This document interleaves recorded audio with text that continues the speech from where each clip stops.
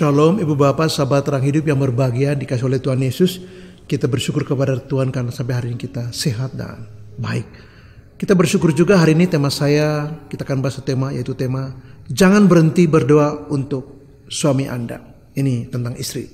Jangan berhenti berdoa untuk suami Anda. Beberapa orang bilang, Pak Tony, 20 tahun saya berdoa tapi Tuhan tidak jawab.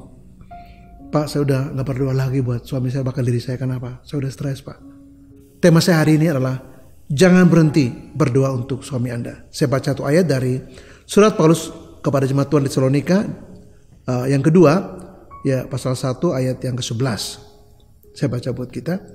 Karena itu kami senantiasa berdoa juga untuk kamu, supaya Allah kita menganggap kamu layak bagi panggilannya, dan dengan kekuatannya menyempurnakan kehendakmu untuk berbuat baik dan menyempurnakan segala pekerjaan imanmu. Nah, ayat ini luar biasa karena Paulus mengatakan, kami senantiasa berdoa untuk kamu. Paulus berdoa untuk jemaat ini supaya mereka layak mengalami penyempurnaan dari Tuhan, dan kehendak mereka, karakter mereka, hidup mereka boleh disempurnakan oleh Tuhan, dan mereka membuahkan kebaikan bagi banyak orang. Nah, mengapa saya mengatakan penting? Maka ada 4 aspek yang harus kita doakan dalam diri suami kita. Yang pertama adalah kita berdoa supaya suami kita sehat. Ya, ini sangat penting. Kita berdoa supaya dia sehat, supaya dia bisa bekerja. Nah, sehat ini bukan cuma fisik, tapi sehat fisik, sehat mental, sehat sosial, dan sehat secara rohani. Jadi kesehatan secara holistik. Jadi mari kita sebagai istri, kalau Anda mencintai suami Anda dan anak-anak Anda, doakan suami Anda. Dan yang pertama adalah doakan kesehatan dia, supaya dia sehat secara fisik, mental, sosial, dan spiritual. Dia bisa bekerja. Secara emosi misalnya, kalau dia suka marah, artinya dia tidak sehat secara emosi. Kalau dia suka curiga atau merusak barang, atau selalu menuduh, atau tidak pernah ke gereja, atau gak bertanggung jawab, atau tidak kerja dan tidak kasih uang dan malah minta uang, ini pokok doa Anda yang pertama. Doakan supaya dia sehat, baik secara fisik, secara mental, sosial, dan secara spiritual. Supaya apa? Supaya dia bisa menjadi seorang yang betul-betul sehat dan bekerja bagi keluarganya, istri dan anak-anak. Ini pokok doa yang pertama. Hal yang kedua adalah kita berdoa supaya suami itu menjadi kepala keluarga yang baik. Ini menyangkut tanggung jawab dia. Ya, suami itu adalah imam. Jadi suami berdoa buat istri dan buat anak-anaknya. Suami juga adalah guru. Dia mengajar anak-anaknya, mengajar istrinya, memberi teladan buat mereka, dan hidup dia menjadi pusat daripada pengajaran itu, di mana dia bukan cuma mengajar, pintar bicara, pintar menasihati, tapi dia juga harus mempraktikkan apa yang dia sampaikan, dan berdoa supaya dia juga menjadi seorang pemimpin dalam keluarga. Jadi kita berdoa supaya suami itu menjadi kepala keluarga yang baik, ya, sebagai imam, sebagai guru, dan sebagai pemimpin. Ya, mengapa? Sebab kalau suami salah mendidik anak, maka anak bisa rusak. Kalau kelakuannya buruk, anak-anak akan rusak. Ada banyak sekali anak-anak yang terluka. Ada banyak anak-anak stres yang mengalami kekerasan fisik, kekerasan secara seksual. Mengapa? Secara verbal. Mengapa? Karena ayahnya hidupnya bermasalah. Ayahnya bukan saja kasar, tapi kata-kata itu menghakimi dan sangat jahat. Kata-kata kotor keluar dari mulut ayahnya buat anak-anaknya. Jadi kalau kata-kata itu diucapkan, jangankan seharusnya dia, ayahnya, yang bertanggung jawab buat kesejahteraan anak-anak, termasuk kehidupan mereka, pertumbuhan mereka. Orang lain saja melihat kata-kata ayahnya itu merinding karena jahat sekali. Kata-kata tidak patut keluar dari mulut ayahnya keluar, dan anak-anak itu menderita dengan itu. Satu hari mereka besar, mereka menjadi terluka. Satu hari mereka besar, mereka menjadi orang yang tertekan dan mungkin depresi, karena bertahun-tahun lamanya mendengar ayahnya berkata-kata yang sangat buruk dan negatif kepada mereka tentang diri mereka. Jadi gambar diri mereka, harga diri mereka begitu rendah. Kenapa? Karena sikap ayah yang tidak betul. Jadi berdoa supaya dia menjadi kepala keluarga yang baik, yang sayang kepada istri dan anak-anak, yang menjadikan dirinya imam. Boro-boro Pak Tony dia jadi imam. Kenapa, Bu? Gak pernah ke gereja, Pak, gak pernah baca Alkitab, gak pernah berdoa. Jadi kalau makan juga gak pernah makan bareng-bareng. Waduh, kalau begitu harus didoakan betul. Nah, ini saya katakan kepada orang muda, kalau Anda pilih teman hidup, jangan sembarang pilih. Belajarlah dari pengalaman-pengalaman orang-orang tua sebelumnya. Bagaimana mereka menikah, sekarang menikah lalu kemudian merusak pernikahan mereka sendiri. Kenapa? Dengan cara yang tidak betul. Apalagi kepala keluarga tidak bertanggung jawab. Ada kepala keluarga tinggalkan anaknya. Anaknya masih kecil, 4 orang ditinggalkan. Dan dia pergi dengan perempuan lain. Bagaimana anak-anaknya sekolah, pendidikan, kesehatan, kalau diganggu orang, dia nggak pikir. Mari kita berdoa buat suami kita supaya dia menjadi kepala keluarga yang baik. Kepala keluarga yang baik adalah dia adalah imam, dia adalah guru, dan dia adalah pemimpin bagi seluruh keluarga, di mana menjadikan dirinya sendiri teladan bagi keluarganya. Hal yang ketiga penting adalah mari kita berdoa, istri berdoa buat pekerjaan atau usaha suami, atau profesi atau karir suami. Nah, istri yang baik akan mendoakan karir suami, akan mendoakan usaha suami, akan mendoakan profesi suami. Nah, kalau istri tidak berdoa dan mendukung, bagaimana suami bisa maju? Memang beberapa orang sulit mendukung karir suami karena karir suaminya nggak benar.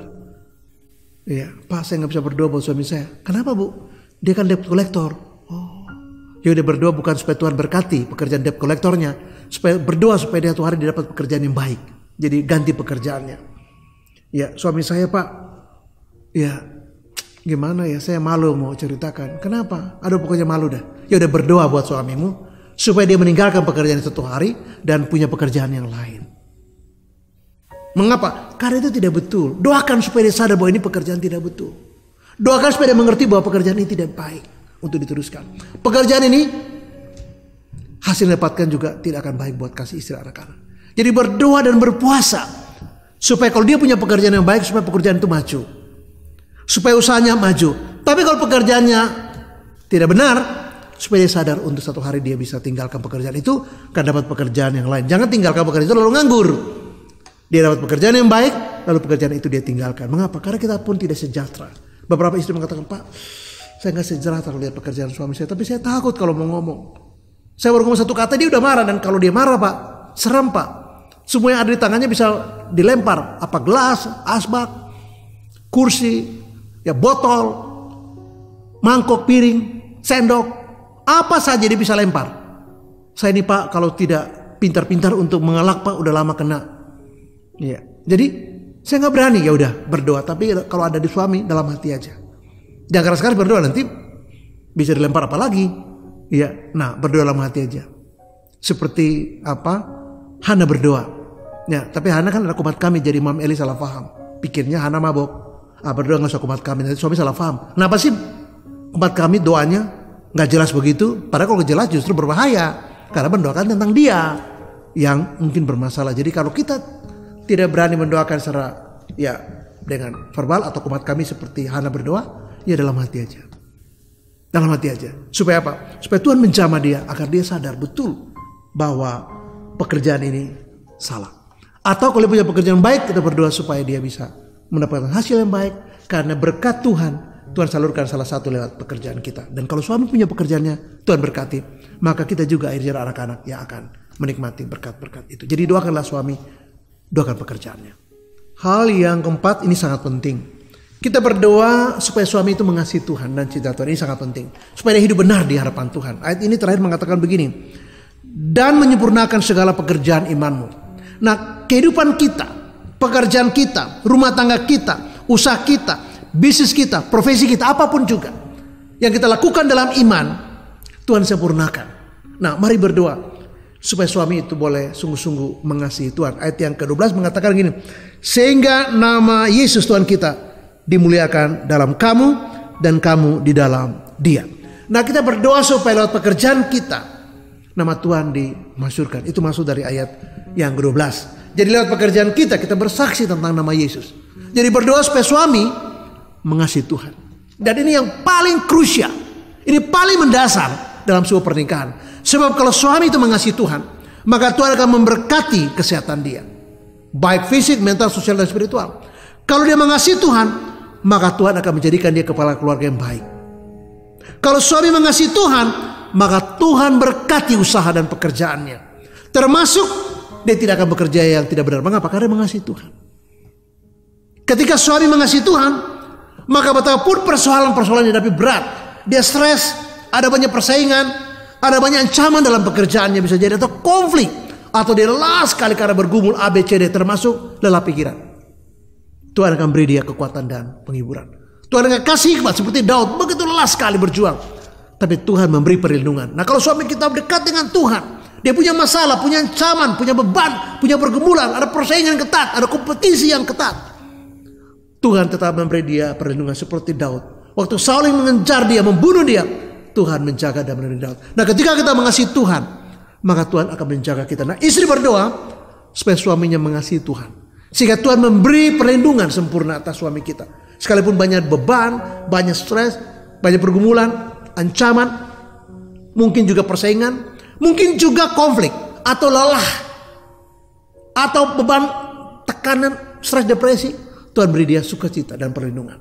Bukan cuma dari tangan-tangan orang jahat atau maksud niat orang jahat, tapi Tuhan juga membuka tingkap langit memberkati segala usahanya, kesehatannya, bahkan peran dia dalam rumah tangga sebagai imam, guru, dan sebagai pemimpin.